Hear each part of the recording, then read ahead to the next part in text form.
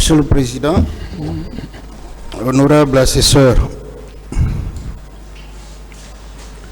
merci de me permettre de poser quelques questions au colonel Claude Pivy.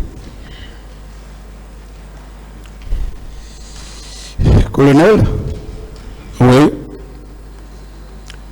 je veux parler avec vous de 6 choses essentiellement.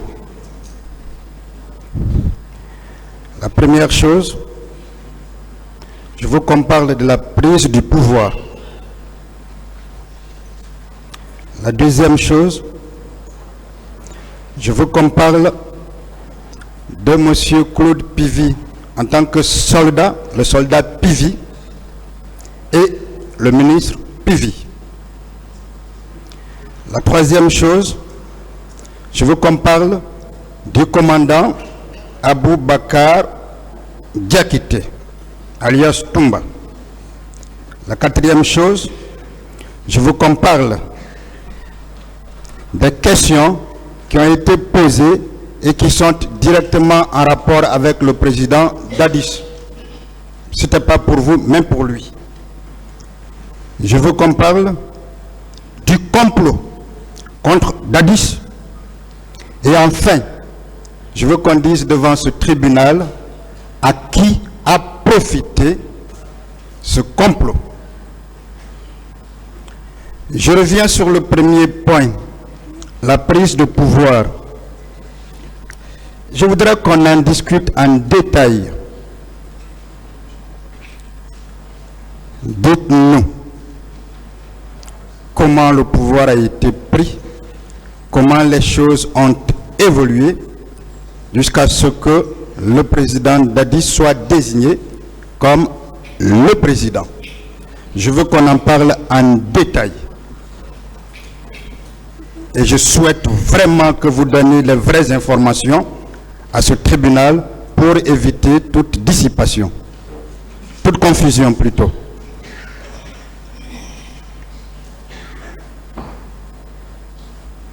La question?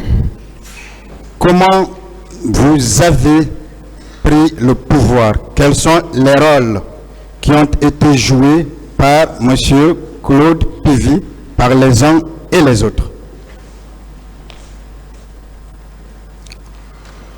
Bon, si je veux parler de la prise de pouvoir, ce pouvoir, c'est depuis très longtemps, nous on avait siégé là-dessus de s'organiser à ce que, au décès, parce que, paix à son âme, le journal National Conté était déjà fatigué, auquel souvent on se disait que bon, le jour où il sera mort, quand Dieu va l'appeler, le jour où il sera mort, le pouvoir, il faudrait qu'on le prenne. Mais, comme ce temps-là, c'est moi qui étais quand même le porte-parole de l'armée, donc toutes les équipes tournaient autour de moi pour pouvoir être renseigné des événements. Et dès que le président est mort la nuit, je fus être informé par la garde rapprochée même qui était au niveau du palais. Ils m'ont informé. Et moi aussitôt j'ai informé le président Dadis, parce que nous étions ensemble la nuit là. Je lui ai dit bon frère, il faut rentrer chez vous. Moi, je rentre au camp, je vais essayer d'aller au camp pour organiser la situation qui est arrivée. C'est comme ça, il est allé, il était avec paix à son âme, Kelly, qui est son ami. Moi, j'ai rentré au camp. Aussitôt, il y a eu le journal Toto qui est venu. Et certains généraux étaient déjà, sont venus encore me trouver là-bas, tel que le journal Doumbouya, tous la Grandé. Un peu plus tard, on s'est déplacé, on est allé vers Bata. J'ai essayé de parler à les commandos qui étaient à Bata là-bas. Même le ministre de la Défense n'était même pas en place. Ça parle de là-bas que je les ai demandé de l'appeler en tant que chef de bataillon qu'il vienne pour qu'on va essayer de siéger sur là-dessus. Alors, un peu comme ça, on s'est convenu la nuit. Et moi, j'ai dit au président Dadis, j'ai dit que vous ne pouvez que vous présenter demain à 13h. À 13h, vous devez vous présenter. Tout va terminer à partir de 13h. Nous, on va mettre tous les points et on vous tiendra compte comment on va vous donner le pouvoir. Et quand la journée a été arrivée, ça trouvait que tout le camp était maintenant sous mon contrôle.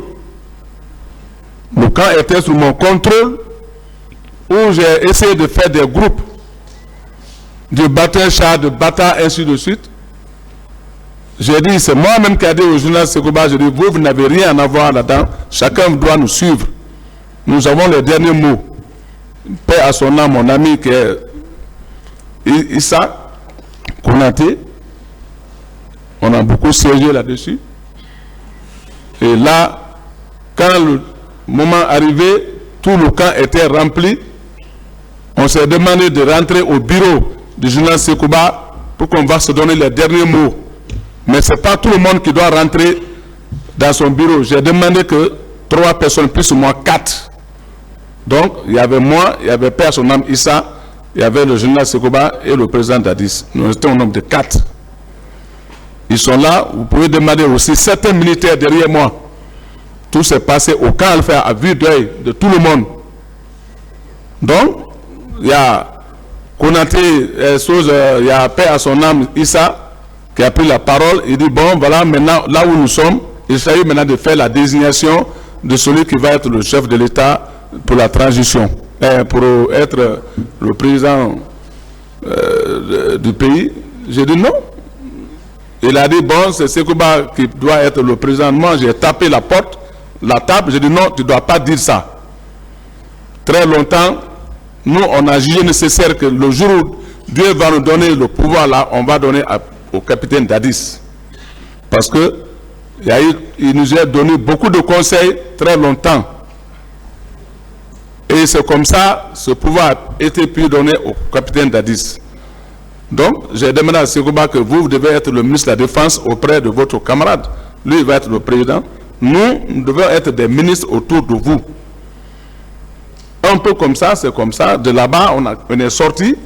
On est allé maintenant au bataillon du camp Fer, là où on a organisé maintenant les autres officiers supérieurs pour pouvoir organiser ce qu'on appelle le CNDD, c'est-à-dire les membres du CNDD, c'est-à-dire le général Toto, ainsi de suite.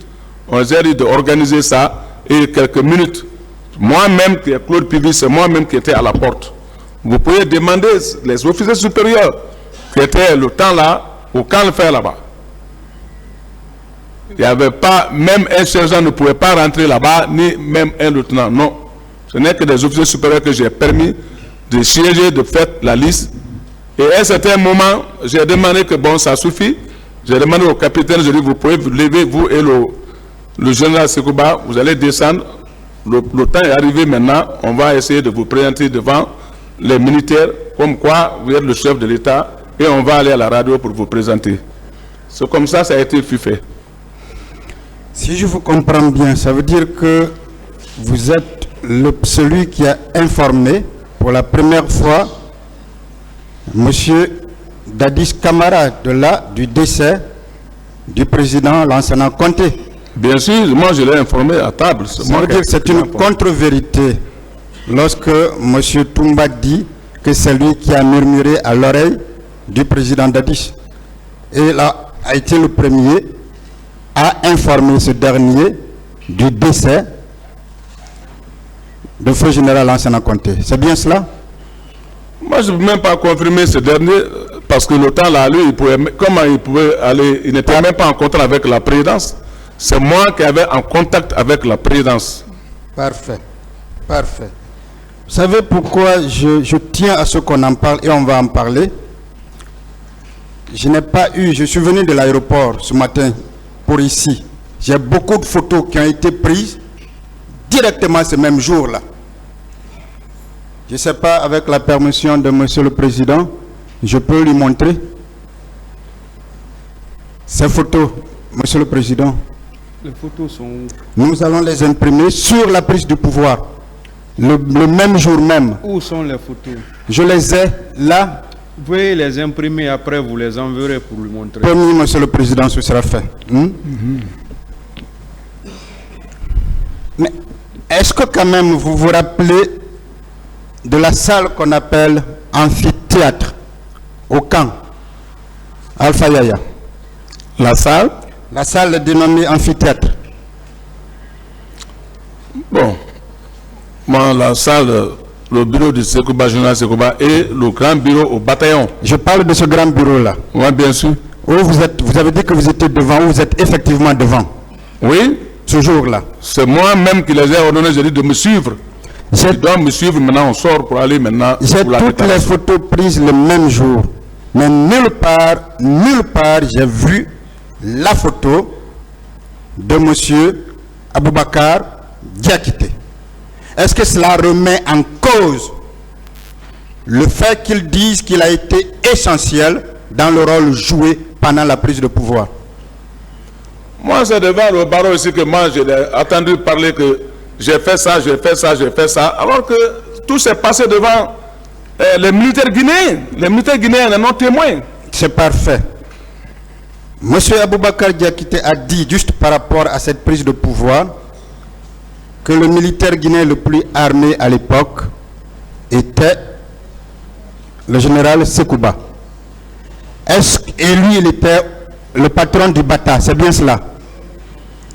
Il était le chef de bataillon du Bata. Est-ce que si vous n'étiez pas aussi essentiel, aussi fort, vous pouviez prendre le pouvoir au camp Alpha Yaya en présence du militaire le plus armé et le plus craint? Est-ce que c'était possible si vous n'aviez pas été là? D'abord, avant que le général Sekouba rentre à Calvaire, c'est moi qui l'a donné l'ouverture parce que j'étais le porte-parole. Quand il a quitté Massanta, c'est moi-même qui a ordonné le camp d'ouvrir le camp pour qu'il rentre. Malgré le fait qu'il soit le patron de ce camp, il a fallu vous pour qu'il rentre au camp. Le Bata était sous mon contrôle. C'est bien ça? Bien sûr. Le Bata était donc sous votre Tout le camp contrôle. était sous mon contrôle. Est-ce que vous confirmez que le général Sekouba lui-même voulait le pouvoir? Si le général Sekouba voulait le pouvoir. Bon, moi, je ne peux pas savoir s'il voulait le pouvoir, mais il ne pouvait pas prendre le temps là, devant nous. De toutes les façons, il ne pouvait pas le prendre, n'est-ce pas? Oui. Est-ce que vous confirmez aussi que le général Toto voulait aussi le pouvoir? Bon, chacun de ceux-ci là, il voulait le pouvoir, parce que peut-être que c'est des officiers supérieurs, mais ils ne se sont pas manifestés. Toujours ce jour-là, je voudrais que vous disiez publiquement qui avait humilié le général Toto. Est-ce que Marcel? Est-ce que monsieur Diakité? Ce jour-là, personne n'a humilié le général Toto. Ce jour-là? Ce jour-là, personne. L'avait humilié. Personne. Parfait. Si je vous comprends bien, donc, la décision de la prise de pouvoir a été prise entre vous, monsieur Claude Pivi, Feu Issa, général Sekouba Konaté et le président Dadis Camara. Merci. Monsieur Aboubakar n'était même pas là. On ne le voyait même pas là-bas, le temps là. Faut pas... Mais on nous fait comprendre qu'il est allé détruire plusieurs postes de résistance. On est même allé jusqu'à penser qu'il était extraterrestre et qu'il avait juste pris sur lui un corps humain.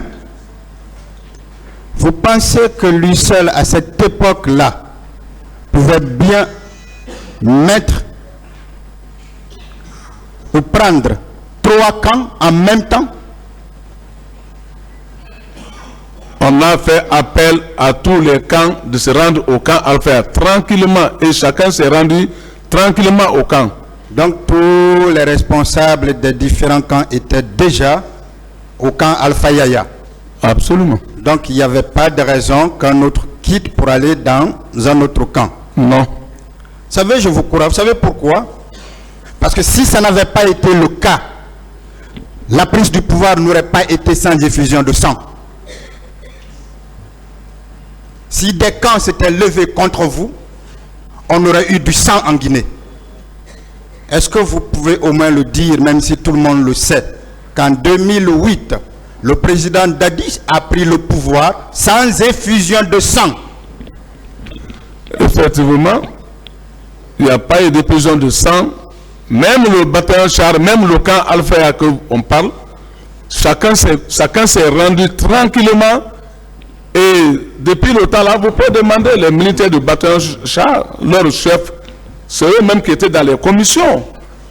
Il était dans les commissions aussi. Alors, si on vous comprend bien, par rapport à la prise de pouvoir, si le président Dadis devait rester redevable à quelqu'un, c'est bien à l'armée, pas à un individu bien déterminé. Bien sûr, à l'armée. Bien sûr. Si l'armée n'avait pas voulu, grâce à vous, il ne serait pas devenu président. Bien sûr. On va aller au deuxième point. Je veux qu'on parle de M. Claude Puvis. Naturellement, ce qui n'a pas été déjà dit. D'abord le soldat et le ministre. Est-ce qu'il y a quelque chose que vous n'aviez pas dit devant ce tribunal vous concernant? Bon. L'âme que vous êtes.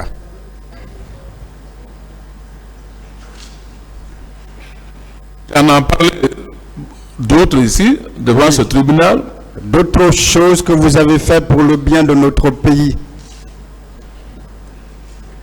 D'abord, j'ai bien dit que dans ce pays, même l'agitation entre les races au niveau de Zérekoré, quand il y a eu des problèmes là-bas, oui, c'est moi et le colonel Tebro qui a fait le déplacement ici, où nous nous sommes rendus à Zérekoré, où il y a eu plus de 200 et quelques morts. Et nous avons tiré les recherches et on a mis la paix et on a essayé de donner la main entre les citoyens de Zérekoré. Tout le monde est devenu même famille. On a fait ça plus de 8 mois, on est basé à Zérekoré, moi et le colonel Tebro. Est-ce qu'une personne capable de piller de pauvres populations peut bien se permettre d'accomplir un tel acte républicain? On ne peut pas. Si on n'a pas aidé ce peuple-là, on ne peut pas le détruire. Parfait. Dites-moi, vous avez servi, je vais revenir sur certaines choses par rapport aux soldats que vous êtes. Vous avez servi le régime du feu président Lansana Conté. N'est-ce pas? Bien sûr. Est-ce qu'à un moment donné, le pouvoir de Conté allait vaciller si vous n'aviez pas été là? D'abord, j'ai bien dit que d'abord, tout le monde en sait, en ville ici, je vais toujours le respect du président en tant que père. Sinon, il y avait un temps qui est arrivé, j'ai commencé d'abord, lorsque le palais a été attaqué, ils ont envoyé... En quelle année? Allez-y. Oh, bon. C'était en 96, non? Non, je crois le 2 ou 3. Allez-y. Le 2 ou 3 février. Ok. Quand il y a eu l'attaque au niveau du palais, la fois passée, il y a un des doyens qui a parlé de Wawaran. Donc, quand ça a été fait comme ça, ils ont pris le président envoyé au camp de Faya. C'est moi encore qui ai été l'auteur pour sauver le journal Conté là-bas, au niveau du camp Al-Faya. Ce jour, qu'est-ce qui s'est passé? Lorsqu'il a été arrêté, il était au camp Al-Faya, il a fait quelques jours. Alors, il s'agissait d'aller le terminer au niveau de l'hygiène militaire. Donc, le matin, tous les officiers supérieurs ont fait le rassemblement devant le drapeau du camp Al-Faya, où il y avait le Gbagbo Zoumangui, les Vamra Oulari, ainsi de suite. Moi, en tant que le temps là, en tant que caporal-chef, je suis allé à Bata, j'ai organisé au moins 5 de nos hommes. Je dis, on ne peut pas rester ici, il faut essayer de faire du mal à notre président parce que c'est à son temps que nous, on a été recrutés dans l'armée. Allons-y, on va essayer de crier fort au niveau du bataillon et on va essayer de dégager. C'est comme ça on a été pour crier au niveau du bataillon et on a dégagé tout ce qui avait déjà préparé contre le général Conté. On a demandé de venir au drapeau, de s'adresser à nous les militaires et on est prêt à le défendre et on l'a défendu et je l'ai pris, je l'ai confié dans un lance-griseur de l'hôpital, j'ai dit accompagne le président au BQG. À ce moment-là, vous n'étiez que caporal-chef. Hein? J'étais qu'un caporal-chef. Est-ce que là n'est pas l'expression d'une loyauté vis-à-vis de celui-là qui était le premier magistrat du pays ou le commandant en chef des forces armées? En le faisant, vous vouliez indiquer à toute l'armée que vous êtes loyal, n'est-ce pas? Ça, c'était mon premier devoir loyal. Est-ce que c'est le seul devoir accompli vis-à-vis de feu général Lansana Conté? J'ai dit bien le 2 ou 3 après. Ça, c'était le premier acte. Deuxième acte, c'est lorsque j'ai été désigné en l'an 2006 ou l'an 2007. Bon, quand j'étais désigné comme porte-parole de l'armée, ça faisait le deuxième où encore l'armée a eu confiance en moi de me désigner comme porte-parole. Et ce jour-là, j'étais avec l'armée. Mais j'étais en tête du mouvement. On est venu plus d'une semaine pour pouvoir franchir le pont 8 novembre. C'est quand j'ai décidé, j'ai dit demain, je vais franchir ce pont-là, quelle que soit l'arme. Et j'ai franchi le pont 8 novembre devant tout le monde, avec des milliers de tirs qu'ils ont fait. Tous les militaires de ce temps-là étaient, je les ai laissés à quelques 100 mètres. Je dis laissez-moi seul, je vais aller jusqu'à là où ils sont assis derrière le pont 8 novembre. S'ils veulent, je vais leur montrer des exemplaires. Je suis venu, ils ont tiré sur moi fatigué, moi je suis venu. Finalement, je fais appel à mes hommes. Moi, je les ai désarmés, ceux qui étaient là-bas. J'ai pris certaines de leurs armes. Et les restes, ils ont replié. C'est-à-dire, quand on dit replié, ils ont fui, ils ont allé vers le BQG pour aller dire au président que l'adjudant-chef, parce que à l'époque, j'étais adjudant-chef, ils disent que l'adjudant-chef n'a pas voulu nous respecter.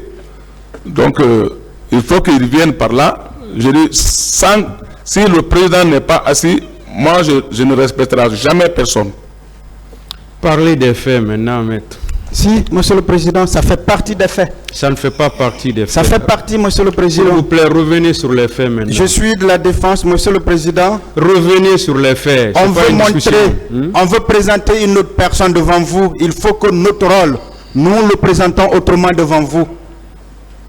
Vous pouvez me retirer la parole et là nous prendrons nos responsabilités en tant que défense, mais vous ne pouvez pas m'empêcher de jouer mon rôle. Revenez sur les faits, maître, s'il vous plaît. Je ne discute pas avec vous. Monsieur le président. Revenez sur les faits. Je suis très courtois, je ne discute pas. Vous avez la parole pour les questions. Pourtant, vous le faites. Hein. Revenez, posez des questions. On avance. Monsieur Claude, je dis justement avec des questions d'ailleurs.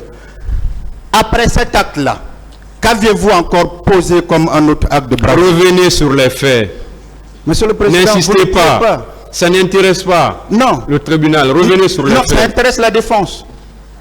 Monsieur le président, vous ne pouvez pas imposer à la défense une stratégie. Ça, vous ne pouvez pas. J'ai suivi ce procès-là du début à la fin. Tout a été dit. Vous ne pouvez pas m'empêcher de ne pas poser mes questions. Personne ne vous empêche de poser des questions, s'il vous plaît. C'est ce que vous êtes en train de faire. S'il vous plaît, vous n'avez plus la parole. S'il vous plaît, vous n'avez plus la parole, maître. S'il vous plaît. Allez-y. Ce n'est pas un débat que j'engage entre vous et le tribunal. Ce tribunal a la direction des débats. Ce n'est pas une partie de décider de la direction des débats. Si le tribunal constate que les faits ou la direction prise par une partie n'apporte rien au débat, le tribunal peut bien le cadrer et lui demander de prendre la bonne direction. Et c'est ce que le tribunal est en train de faire.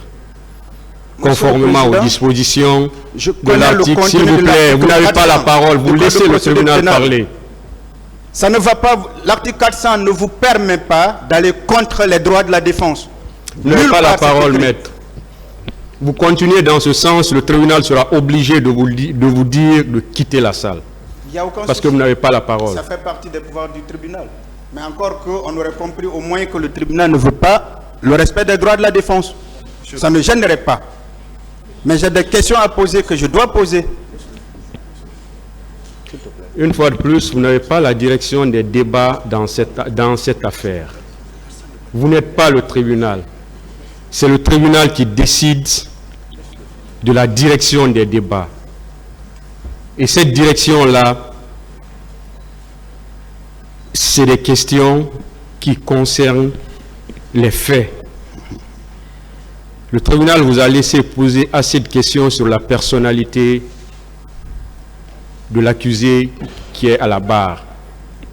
Une fois de plus, si le tribunal vous dit de revenir sur les faits, vous ne devez même pas discuter. Parce que vous êtes en train de partir dans un sens qui n'apporte rien au débat. Ça, c'est au tribunal de décider de ça, de juger de l'opportunité de ce que vous êtes en train de dire. Ce n'est pas une stratégie. Ce tribunal ne peut pas donner une stratégie et ne donnera jamais une stratégie à une quelconque partie dans le sens de poser des questions. Et le tribunal ne l'a même pas fait. Tout ce que le tribunal a demandé, c'est de poser des questions qui vont dans le sens des faits. C'est tout ce que le tribunal vous a demandé. Si vous engagez maintenant des débats ou des discussions avec le tribunal, ça devient autre chose. Parce que depuis le début de ce procès, c'est ce que ce tribunal est en train de faire. Toutes les parties qui prennent la parole et qui vont dans un sens qui n'apporte rien au débat, le tribunal est en droit, je le dis encore, conformément aux dispositions de l'article 400 du Code de procédure pénale, que nous connaissons tous, le tribunal est en droit d'arrêter toutes les parties qui se hasarderaient à emprunter un chemin qui n'apporte rien au débat. Vous voulez parler, monsieur le procureur? Vous avez dit l'essentiel. Je voulais juste mettre en exergue le contenu des dispositions de l'article 400. Appeler la défense à se soumettre à l'autorité du tribunal. C'est un pouvoir qui vous est propre. Ce n'est pas un pouvoir concurrent que nous avons avec vous, nous autres parties au procès. Il faudrait que nous le comprenions comme tel et que conséquemment, quand vous demandez à une partie, fût-elle la partie principale, d'arrêter, celle-là doit absolument arrêter. Ce sont encore une fois des prérogatives qui nous sont uniquement accordées au tribunal et que vous exercez, à notre avis, dans la stricte neutralité. Je vous remercie.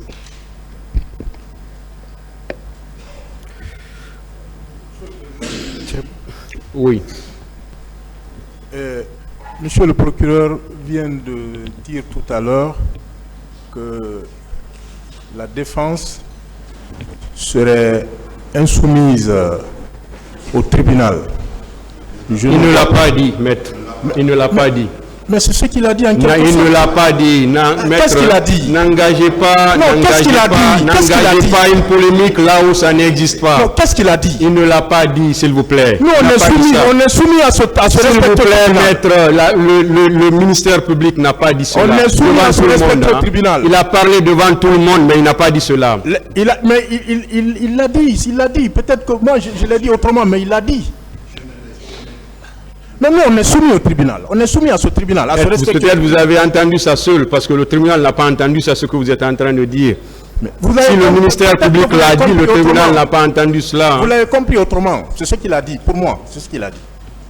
Les questions posées par mon confrère, Maître Jokamé, vont bien dans le sens des faits de cette affaire. Il parle de la personnalité. Nous sommes à un procès pénal. Il est, comme vous l'avez réitéré tout à l'heure, c'est sur la personnalité de M. Pivi. Dans un procès pénal, est-ce qu'on peut empêcher un avocat de pouvoir bien parler de la personnalité d'un accusé? Ce n'est pas possible. Nous avons vu tout à l'heure des questions ici concernant les narcotrafiquants. Parlant de canaux, qui n'ont absolument rien à voir avec les faits, qui n'ont absolument rien à voir avec la personnalité de l'accusé qui est à la barre ici. Qu'on permette à mon confrère d'aller dans le sang, il ne va pas prendre suffisamment de temps sur ça et passer sur d'autres choses. Il a cadré il a donné son plan, autrement ce serait le déstabiliser. Nous vous prions de bien vouloir laisser Maître Jean-Baptiste Abba aller jusqu'au bout avec l'accusé. Nous vous remercions, Monsieur le Président. La partie civile. Monsieur le Président, je crois que nous concourons tous à la manifestation de la vérité. Vous avez suffisamment l'impérium de la direction des débats. Mais je voudrais rappeler que chacune des parties a des droits qu'il faut absolument et impérativement respecter devant ce tribunal. Donc, en ce qui nous concerne, nous pensons qu'il est important que la défense puisse jouer pleinement son rôle dans le cadre, bien entendu, des limites fixées par la loi. Donc, si la défense estime, pour une quelconque raison, vouloir aller chercher sur la personnalité de son client pour pouvoir le défendre, nous pensons que c'est tout à fait normal, mais pas dans l'excès. Nous voulons dire que on s'est trop attardé sur des détails qui n'ont rien à voir avec le procès. Et donc, rappeler la défense à l'ordre ne signifie pas violer ses droits. Donc, moi, je pense qu'on peut aller à l'essentiel. Monsieur Pivi s'est suffisamment expliqué sur les prouesses qu'il a accomplies tant en Guinée qu'à l'étranger. Je pense que c'est largement suffisant pour camper sa personnalité. Il faut qu'on avance, Monsieur le Président. Je vous remercie. Merci à tout le monde. Une fois de plus, depuis le début de ce procès, je voulais dire, ce tribunal a laissé tout le monde aller dans le sens qu'il veut. Et deux fois, on dit même que le tribunal laisse les gens faire. C'est en connaissance de cause. Mais comme vous l'avez rappelé, la partie civile, quand le tribunal constate qu'on est en train de faire des excès, le tribunal peut bien rappeler à l'ordre. Rien n'interdit ça au tribunal et c'est ce que le tribunal est en train de faire. On a posé assez de questions pour connaître la personnalité de M. Pivi qui est à la barre. Assez de questions. Si le tribunal intervient pour dire maintenant, je pense que ce n'est pas la première fois, il y a eu des intervenants à qui le tribunal leur a dit de revenir maintenant sur les faits. Et ce n'est pas la première fois. Ceux-ci sont revenus sur les faits. On a pris assez de temps pour poser des questions sur la personnalité de M. Pivi. Et il a bien répondu. Il a parlé de sa personnalité. Parce que si le tribunal demande maintenant à revenir sur les faits,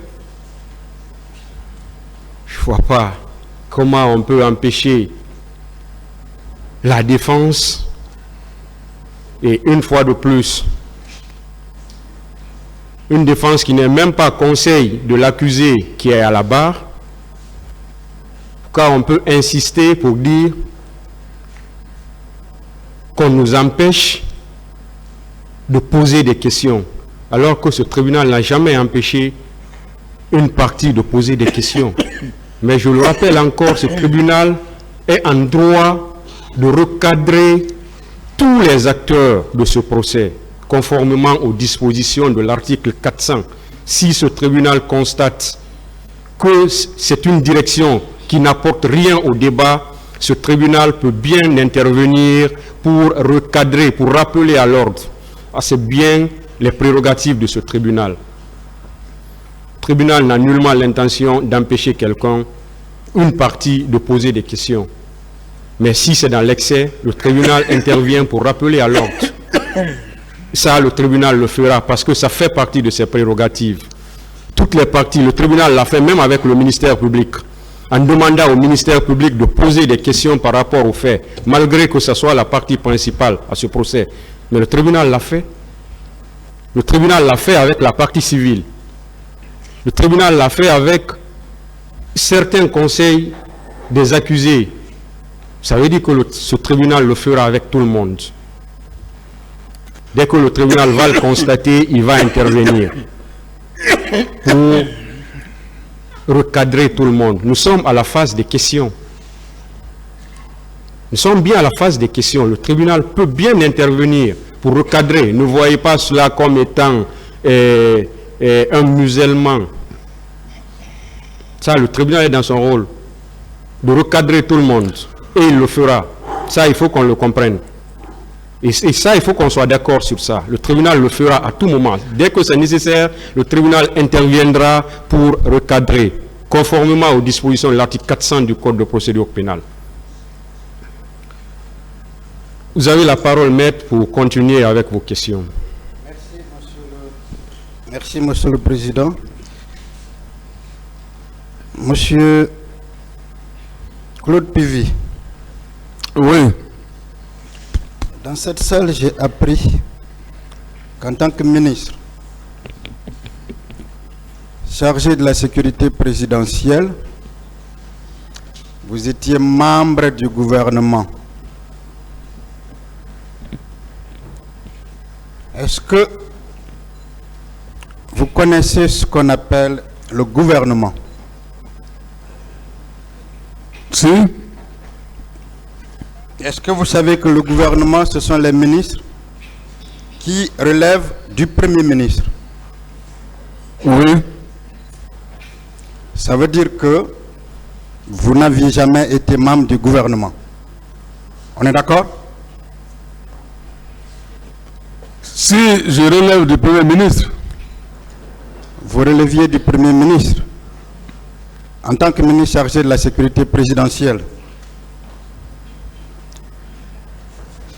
On vous a dit que si vous aviez un secrétaire général,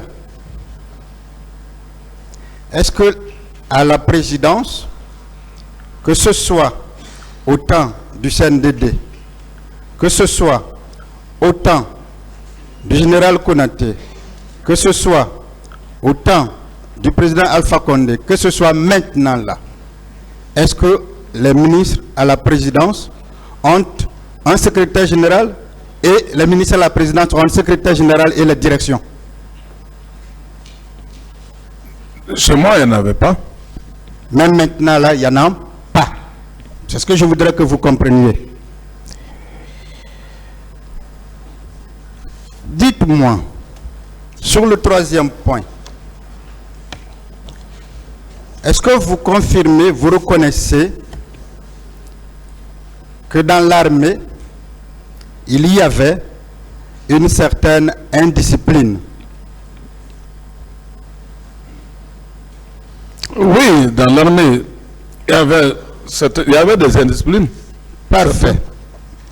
Lorsque un lieutenant reconnaît publiquement avoir gradé des militaires, est-ce que cela relève aussi de l'indiscipline? Ça relève de l'indiscipline. C'est de l'indiscipline? Bien sûr. D'accord. Dites-moi, est-ce que vous connaissiez Bégré? Je l'ai connu. Qui il était? C'était l'un de nos commissionnaires. L'un de vos commissionnaires. Il était où? Au camp Koundara, n'est-ce pas? Oui, celui qui était le chef du camp Koundara. Celui qui était le chef du camp Koundara.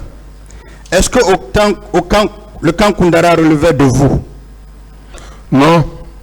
Non. Est-ce que Bégré entretenait des rapports très étroits avec M. Toumba, M. Aboubakar Diakité? Très bien même. Très bien même. Oui. Est-ce que ce n'est pas d'ailleurs pour ça que quand ça n'allait pas, il partait se réfugier dans ce camp? Absolument. Je vais vous lire une partie du PV de Paul Mansa Guilavogui, son procès verbal d'interrogatoire de 2015, le 5 août, page numéro 2. En tout cas, feuillet numéro 2. Sur interpellation, voici ce qu'il dit. Il y avait eu des tortures à ma présence et la personne qui le faisait, c'est Begré et ses hommes. Quand tu parlais, il t'enfermait. Personnellement, il m'a enfermé par 2 fois pour être intervenu auprès de lui, notamment pour avoir donné du beurre de karité aux détenus pour qu'ils se massent avec. La seule femme qui était parmi nous, c'est Tata. À l'époque des faits, elle était adjudant-chef. Est-ce que Begré n'était pas un des hommes de M. Aboubakar? Bien sûr, comme je dis, il relève du salon. Et c'est ce Begré-là qui commettait ces tortures-là. Est-ce que vous voulez, est-ce qu'on peut déduire que M. Aboubakar le savait? Bien sûr, parce que c'est par là-bas que se séjournaient. D'accord. M. Aboubakar Diakité a déclaré une chose importante ici. Il a dit que le 28 septembre, il est sorti pour aller à la recherche du président. Est-ce que vous avez entendu ça? Oui, j'ai entendu ça ici. À ce propos, je voudrais que nous discutions sur la configuration de la présidence de la République à l'époque des faits. Et le même avant a dit qu'il avait donné l'ordre de ne pas laisser le président sortir. C'est bien cela? Il a dit. Bon, ça n'a pas été dit devant moi. D'accord. Dans son PV ou dans le PV du président, a dit, c'est clairement indiqué. Dites-moi, est-ce que entre la présidence de la République et la sortie du camp plutôt, il y avait des barrages? Il y a des barrages? Bien sûr, il y a au moins 4 barrages. Il y a au moins 4 barrages, n'est-ce pas? Bien sûr. Est-ce qu'il est possible de quitter le bureau du président parce qu'on ne le voit pas et de sortir sans que l'on ne demande à quelqu'un où est le président? Ça, parce que les 4 barrages là, quand tu franchis ça, tu dois être au courant quand même que si le président est sorti ou non pas. Est-ce que si vraiment il partait chercher le président d'Addis comme il l'a affirmé, parce qu'il ne l'a pas vu, est-ce qu'au premier barrage, il n'allait pas demander aux gens si le président était passé là? D'abord, avant qu'il ne sorte, d'abord, il y a tout le temps les véhicules de commandement et il y a toujours un piquet. Donc, personne n'a été au courant. Est-ce qu'il y a une autre porte de sortie? Est-ce qu'il y a un autre endroit où le président pouvait se faufiler, peut-être passer, ou se cacher, sans passer par ces barrages-là? Il y a 2 rentrées de ce régiment. Oui. Mais les 2 rentrées aussi, il y a des barrages, parce qu'on ne peut pas sortir à la porte sans qu'il n'y a pas des hommes de garde. Ça veut dire qu'il était impossible que le président sorte sans être vu. C'est impossible. Ça veut dire aussi que l'idée selon laquelle, ou la déclaration selon laquelle je suis sorti chercher le président est une contre-vérité. Ah, ce paragraphe-là, vraiment, c'est pas clair. Ce n'est pas justement clair, n'est-ce pas? Oui. Est-ce qu'on est aide de camp, ne pas savoir où son président est parti, sortir le chercher sans demander à ceux-là à qui on doit pouvoir poser la question? Est-ce que c'est possible? Normalement, il doit demander d'abord ceux qui sont au camp. Est-ce qu'à partir de là, M. Aboubakar est allé au stade chercher le président? Est-ce qu'il n'est pas allé pour autre chose? Ah, ça dépend maintenant de eux, parce que leur rentrée, comme ils ont dit, leur rentrée au stade, et que les mouvements ont commencé, sûrement. Est-ce que vous saviez que quand il a quitté, il a donc quitté sans que le président ne soit informé?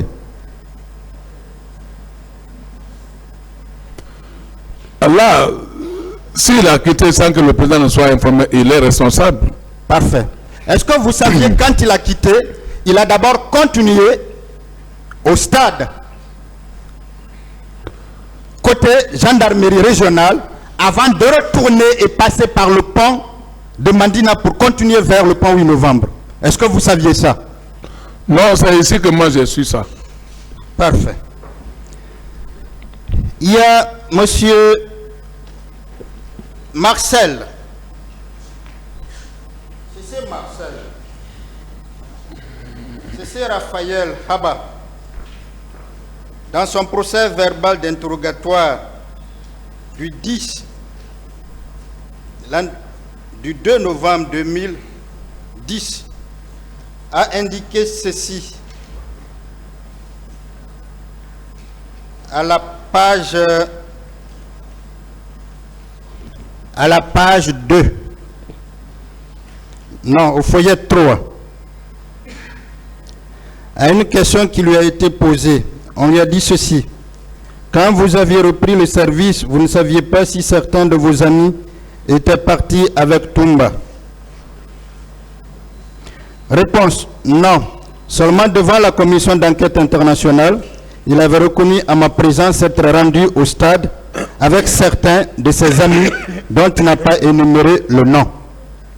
Est-ce que vous qui êtes militaire, quand on part à la recherche de son président, le président donne ton aide de camp pour des événements comme cela, est-ce qu'on peut aller seul? Non. Est-ce que ce n'est pas vrai quand c'est dit qu'il a dit ouvertement qu'il est allé avec des amis? Bon, moi je ne peux pas parler de ça puisque je n'étais pas là-bas présent. Mais est-ce qu'on peut aller seul chercher un président, vous qui avez une expérience militaire, Non. vous qui avez déjà gardé? Non, Est-ce que cela est possible? c'est pas possible.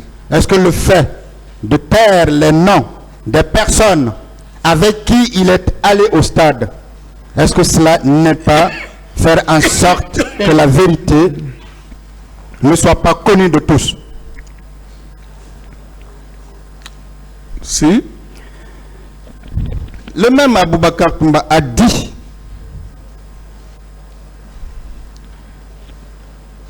qu'il est allé avec un certain Foromo. Nous ferons tout pour que ce Foromo comparaisse d'ailleurs. si, Le même Aboubacar a dit qu'il est allé avec un certain Foromo. Mais dans ces mêmes déclarations, il dit qu'il était le seul à transporter des leaders politiques. Que pensez-vous de cette contradiction? D'abord, il était avec Foromo ce jour-là, et ensuite, il était seul en transportant tous les leaders politiques. la partie là, je ne peux pas parler de la partie là puisque je n'étais pas là-bas. Cette contradiction, que pensez-vous? C'est Qu'en contradictoire. pensez-vous? D'accord. Je voudrais revenir avec vous sur beaucoup de questions qui ont été posées à vous, mais qui sont en réalité en rapport avec le président Dadis, puisque c'est dirigé contre lui. Je veux justement que nous parlions de Kalea. Qui a créé Kalea? Je ne sais pas. Est-ce que Kalea existait avant 2008? Ah, moi, ce n'est qu'à un autre temps là que j'ai attendu Kalea. D'accord. Je vous informe que Kalea existait. Voilà. Est-ce que vous connaissez Monsieur Bamba? Bamba Delamou, je précise. Mon Bamba que moi je connais, c'est un cognaqué. Il n'est pas Dieu l'amour. Je dis Delamou. Non, Vous ne connaissez pas Bamba Delamou? je ne le connais pas. On fait comprendre que c'est ce Bamba qui s'occupait qui s'occupait des recrues.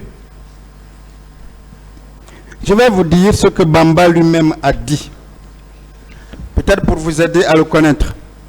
Bamba Doulamou, il était militaire en service au BSC, 2e compagnie détachée. Monsieur le Président, je lis le procès verbal 2005 du 19 avril. Procès verbal de déposition de témoins. Voici une question qui lui a été posée, la page numéro 1. Sur interpellation, voici comment il répond lui-même. Je m'inscris en faux contre la déclaration qui affirme que les jeunes venus du centre de formation de Kaleya étaient encadrés par moi le jour de leur départ. Il poursuit en indiquant « Je n'ai jamais travaillé avec le capitaine Bienvenu Lama ». J'ai lu ces deux parties. Lui, Bamba, a été entendu par les juges instructeurs en qualité de témoin.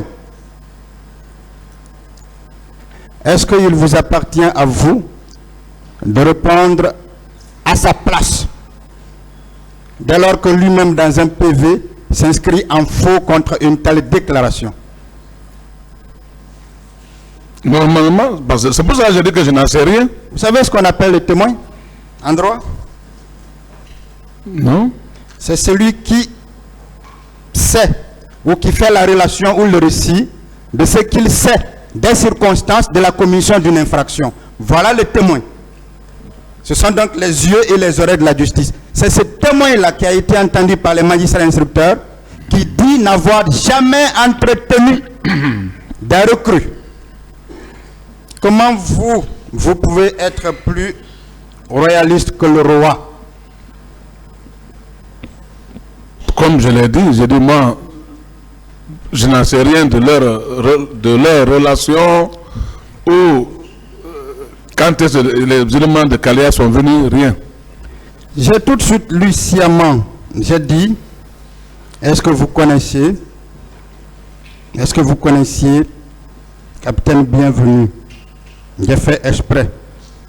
Est-ce que vous connaissiez Capitaine Bienvenu? Je connais Bienvenu en tant que gendarme. Vous connaissez Bienvenu en tant que gendarme? Oui. N'est-ce pas? Oui. Vous savez qu'il était poursuivi au même titre que vous? C'est ici que j'ai appris ça. Il a été poursuivi au même titre que vous alors. Et il a bénéficié d'un non-lieu. Je vais vous dire ce qu'il a dit à propos de Kaleya. Puisqu'on a fait comprendre que peut-être il a été envoyé d'abord par le président Dadis. Voici ce qu'il dit. On pose la question, que savez-vous du centre de formation de Kaleya? Réponse. Depuis 2008, je suis muté au centre de Kaleya par une décision du général de brigade Feu Jacques Touré en qualité d'instructeur.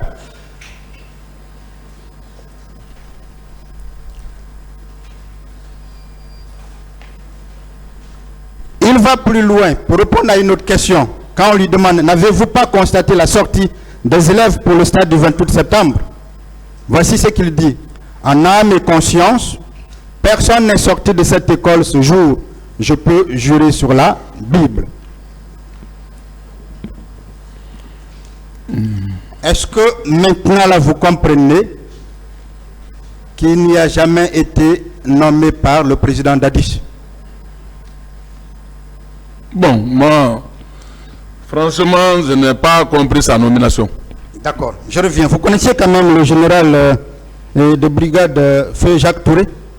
Si, il était le patron de la gendarmerie.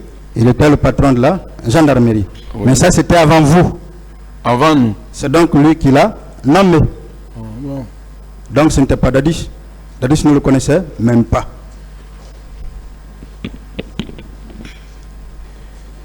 Mon colonel,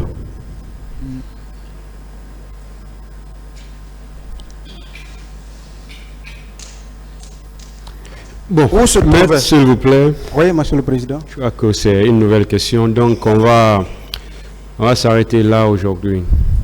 Hein? Merci. Cette affaire est renvoyée au 29 novembre 2022 pour la suite des débats. L'audience est levée.